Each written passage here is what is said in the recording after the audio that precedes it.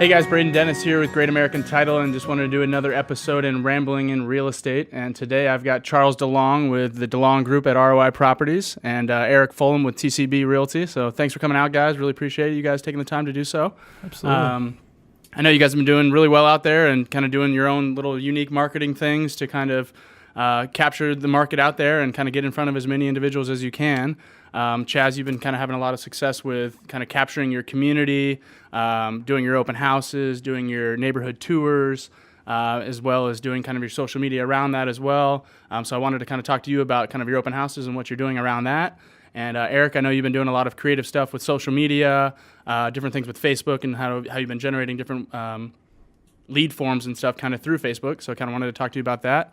Yep. So I've actually known Chaz since like middle school, so it's kind of cool to have you on here. It's been cool to watch you grow your real estate business over the last few years. Yeah. The officiant actually in my wedding's mother works for Chaz now, so it's been cool to see that. And actually referred over another buddy from spin class that I go to, and he actually worked with Chaz for a while as well. And so it's been awesome for you to kind of grow your real estate business, and it's been cool to watch you kind of do that over the years. So just kind of wanted to jump in and kind of hear from you, kind of the successes you've been having with your open houses and just kind of the different things you've been doing. Sure. Well, the reason that I like open houses personally and our team loves open houses is it's probably the cheapest lead generation there is out there. It's almost free if you think of it. If you treat it like that, you can have a lot of success with it.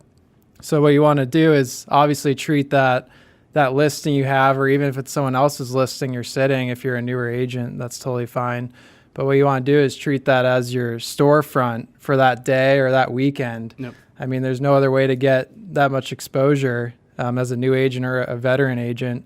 And if you do it correctly and make them sign in and tell all the neighbors, use Sly Broadcast, which you kind of turned me on to, and follow all the steps and stuff to get the open house going. Yeah. So what are kind of some of those things? So I know you talked about Sly Broadcast. So for those that aren't kind of familiar with that, what does that look like? So pretty much is a system where you can make one voicemail and just drop it into a system with a bunch of numbers of the surrounding neighbors, and you just leave one voicemail and shoot it out to everybody, and they all get it pretty much, and just, hey, come on out to the open house today this time. Awesome. Do you remember what that costs actually? Like, what does it to send out a voicemail? Isn't it like 10 cents a piece? Yeah. And less if you start buying them in bulk. So if you were to do up to a certain amount, then it goes down to 5 cents. So it just depends on what you're doing. But yeah, so basically what he's doing is he's dropping a voicemail in, recording a voicemail again, sorry. He's recording a voicemail, dropping it into a CSV file and sending it out basically to that database. So if you are wanting to do that, we could definitely help you out with that for your open houses as well. I have the ability to pull phone numbers and records for the surrounding database or surrounding area for that listing. So if you guys wanted to do that, I could definitely help you with that. What other stuff are you doing? Are you sending out any invitations for your open houses? Absolutely. Yeah, so we do door hangers, which we call you for, obviously. And so you use the title company for that print stuff for sure. But door hangers, I even go as far as knocking on all the neighbors' doors, personally inviting them out. Good way to get some leads as far as listings as well.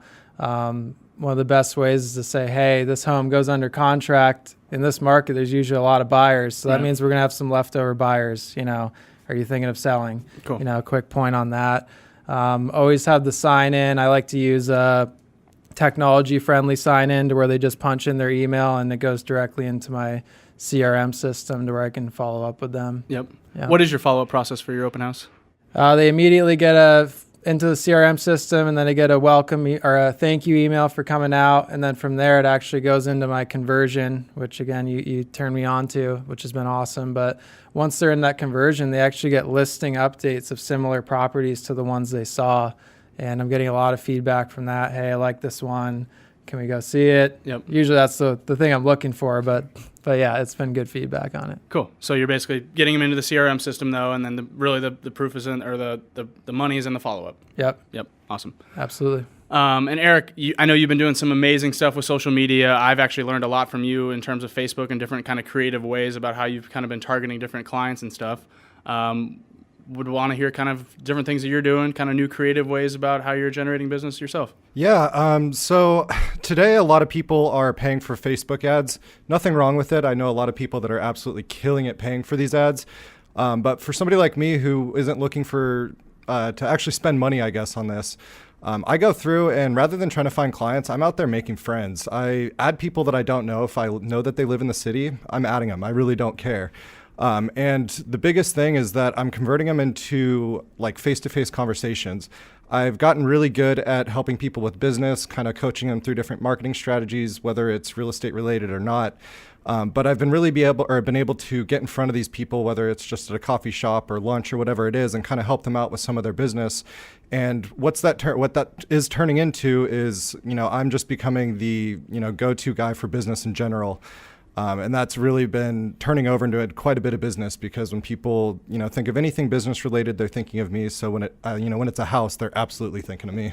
Yep. Yeah. Awesome. Nice. So yeah, Eric started a brand called Scottsdale Spotlight, and basically kind of what he's doing is going around and featuring a bunch of local small businesses on his blog, and it's been doing awesome, and it's been getting a lot of great exposure for those local businesses, and so I want to kind of give you kudos for that. And thank you. He's also a specialist in Lake Havasu, so if you guys have any buyers out in Lake Havasu area, he's from the Lake Havasu area, so I actually got to meet him probably 3 years ago just from the real estate industry. Yep. At his old office that he was at, and just kind of met him through there, and he's been absolutely crushing it out here, and so it's been cool to see him kind of not being from necessarily the Scottsdale area like Chaz and myself are. It's kind of been cool to see how you've kind of engulfed yourself into the market and kind of the different ways you're kind of doing that. Not being from here, you kind of have to do these more creative ways to get in front of people and meet all these people.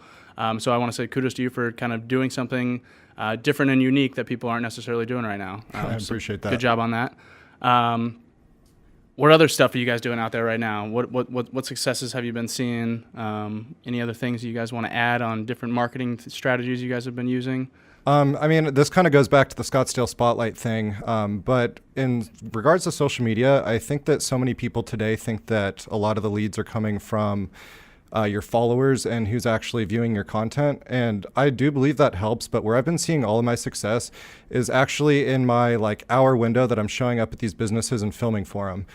During this hour, I am not only working for them for free at that, yep. Doing them a favor, but I get to spend a whole hour with them. And that's really where all my relationships are getting built from, is these, interactions face to face where I'm actually helping them, and not from my followers. So, yeah. Cool. Yeah. Yeah, and I second that on the social media. Great way to get your brand out there. It's a necessary evil, kind of buying the ads and whatnot, but it's all in the face-to-face stuff. If you look at a internet lead, on average takes 6 to 9 months to convert. That's a lot of your time. If you look at a face-to-face lead, especially a warm one, you're looking at weeks, months, sometimes just a couple months to convert. So that's where it's at. Being a community specialist is something I've been doing a lot. I pick a community, one that I know ins and outs of. Yep. Yeah, I know you're focused on McDowell Mountain. Yeah, McDowell Mountain, a couple condo complexes in Scottsdale. I even make a website strictly for that community, kind of the go-to place to get information all the way from HOA to golf tournaments to pretty much everything. And they feel that you're the go-to guy for that community, and that's where you want to be. Yeah, we've talked about that to where you're even getting calls of like, hey, what's the HOA do for this condo complex or whatever, and you've become that resource for that community. Yeah, you know you're doing something right when they believe that you are representing the community, but you got to obviously be careful there too, and make sure they know that you're not fully affiliated with them. But yeah, it's been good. One question I want to: how often are you doing open houses? Because I know you're busy. You got the newborn, and it seems like it seems like every weekend though you're out there doing open houses. How often are you doing them? I try to stick to at least once a week, but honestly, 3 to 4 a month. Yeah, that's the average. But our team, we make sure it's covered no matter what. If we have a listing, there's an open house that weekend for sure. Cool. So if a team member has to cover it, we all kind of pool leads together and work them. So. Yeah. You'll see our name out there every weekend for Someone sure. is always sitting them anyways. Yep. Awesome. Well, just want to thank you guys again for coming on the show. Just wanted to ramble a little bit about some different marketing stuff that these guys have been doing and the successes they've been having. Do you guys want to add any tidbit before we get off of here? I think I'm good. Awesome. Well, thank you guys again, and look forward to the next episode of Rambling Real Estate. Thanks, guys.